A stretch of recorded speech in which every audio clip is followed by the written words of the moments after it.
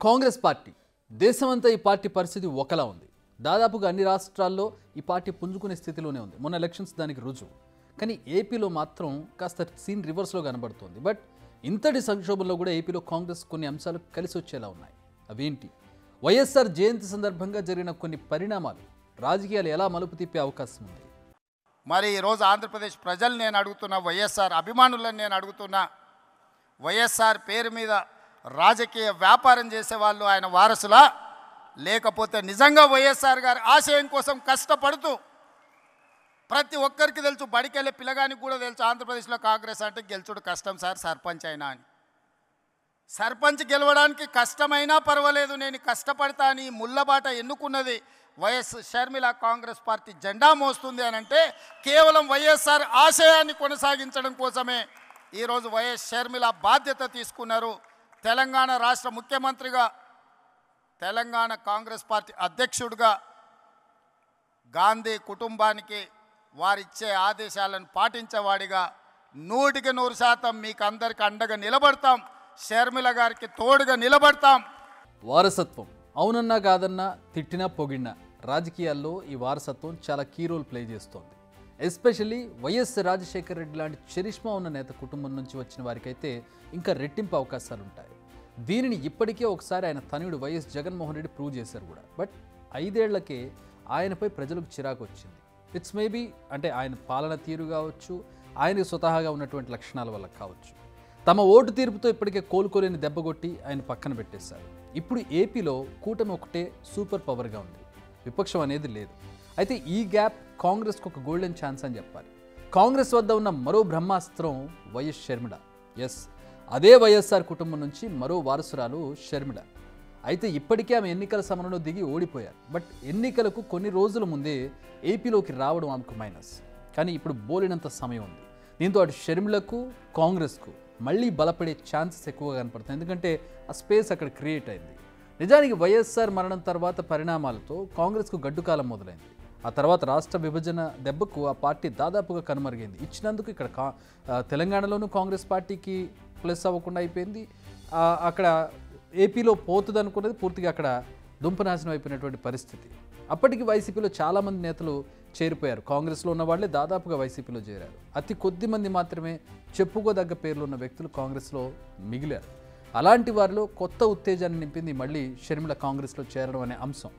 నిజానికి వైఎస్ఆర్ జయంతిని కాంగ్రెస్ పార్టీ పర్ఫెక్ట్గా ఉపయోగించుకున్నదని చెప్పాలి. ఎందుకంటే ఏపీలో ఈ కార్యక్రమాన్ని చాలా ఘనంగా నిర్వహించింది కాంగ్రెస్ పార్టీ. తెలంగాణ సీఎం రేవంత్ రెడ్డితో పాటు అనేక మంది మంత్రులు ఈ కార్యక్రమానికి హాజరయ్యారు. మరోవైపు తన జోడో యాత్రకు వైఎస్ఆర్ స్ఫూర్తి అంటూ రాహుల్ గాంధీ కూడా ట్వీట్ చేశారు. అంటే తాము ఏపీకి చాలా ప్రాధాన్యత ఇస్తున్నామని ప్రజలకు చెప్పకనే చెబుతున్నారు కాంగ్రెస్ నేతలు. మరి పార్టీ పునర్వైభవానికి ఇవి సరిపోతాయా? అస్సలు సరిపో. అందుకే వైఎస్ఆర్పై ఫోకస్ చేసింది కాంగ్రెస్ పార్టీ. కాంగ్రెస్ పార్టీకి వైఎస్ఆర్కు మధ్య ఉన్న అనుబంధాన్ని గుర్తు చేస్తోంది. అంతేకాదు ఆయన చివరి శ్వాస వరకు కాంగ్రెస్లో ఉంటూ కాంగ్రెస్ సిద్ధాంతాన్ని ఫాలో అయ్యారని చెబుతోంది. అంతేకాదు వైఎస్ఆర్ వారసుడు జగన్ కాదు షర్మిల అని చెప్పేందుకు ప్రయత్నిస్తూ ఉన్నారు అందరు నేతలు కూడా. ఈ రాష్ట్రంలో బీజేపీ అధికారంలో ఉంది. బీజేపీ అంటే బాబు, జగన్, పవన్. ఈ రాష్ట్రంలో ప్రతిపక్షం లేదు. ఈ రాష్ట్రంలో ఉన్నది మొత్తం పాలక పక్షమే.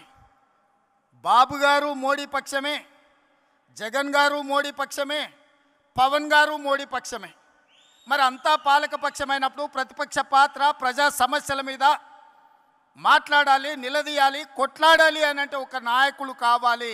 ఆ నాయకురాలే వైఎస్ షర్మిల. ఈ ఆంధ్రప్రదేశ్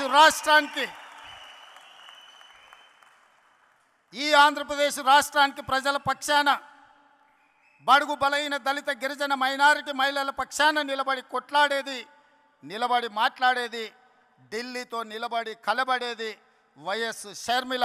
షర్మిల గారి నాయకత్వంలో మీరు పనిచేయండి.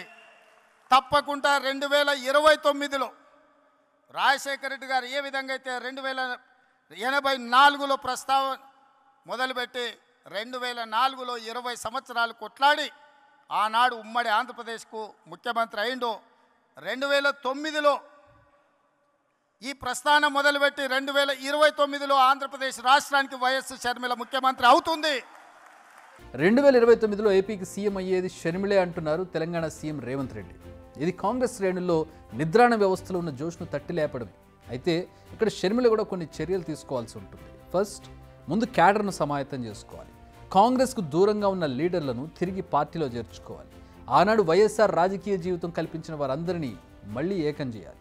వైఎస్ఆర్ అడుగు జాడలో నడిచిన వారికి తానే అసలైన నేతను అనే ఓ నమ్మకం కల్పించాలి. అంతేకాదు, జగన్ ఏకపక్ష నిర్ణయాలు, ఆయన కోటరీతో ఇబ్బంది పడ్డ నేతలు అనేక మంది ఒక సఫికేషన్లో ఉన్నారు ఆ పార్టీలో, వైఎస్ఆర్సీపీలో. వారందరినీ తన వైపు తిప్పుకుంటే మాత్రం షర్మిల రాజకీయ భవిష్యత్తుతో పాటు ఏపీలో కాంగ్రెస్ బలోపేతానికి కూడా అడుగులు పడినట్టే అవుతుంది. అదే విషయాన్ని విశ్లేషకులు కూడా చెప్తున్నారు. ప్రస్తుతం కావచ్చు, రాబోయే రోజుల్లో కావచ్చు, ఏపీలో సమస్యల మీద పోరాటం చేసేవారిలో షర్మిల ముందుంటే పార్టీ పరిస్థితి మారే అవకాశం ఉంది. ఒక్కసారి నడిపించేవారు సమర్థులని, నేతలని బలంగా ప్రజలు నమ్మితే చాలు, పరిస్థితులు ఆటోమేటిక్గా ఫేవర్గా మారిపోతాయి. మరి షర్మిల ఈ అవకాశాన్ని ఎంత సమర్థంగా ఉపయోగించుకుంటారు, తన చాణక్యంతో నేతల మన్ననలు పొందుతారా అనేది కాలమే నిర్ణయించాలి. షర్మిల తొందర పడకపోతే మాత్రం ఈ అవకాశాన్ని ఉపయోగించుకునేందుకు బీజేపీ రెడీగా ఉంది. బిగ్ టీవీ అవుట్లుక్ కథనాలు నచ్చితే వెంటనే బిగ్ టీవీ ఛానల్ ను సబ్స్క్రైబ్ చేయండి.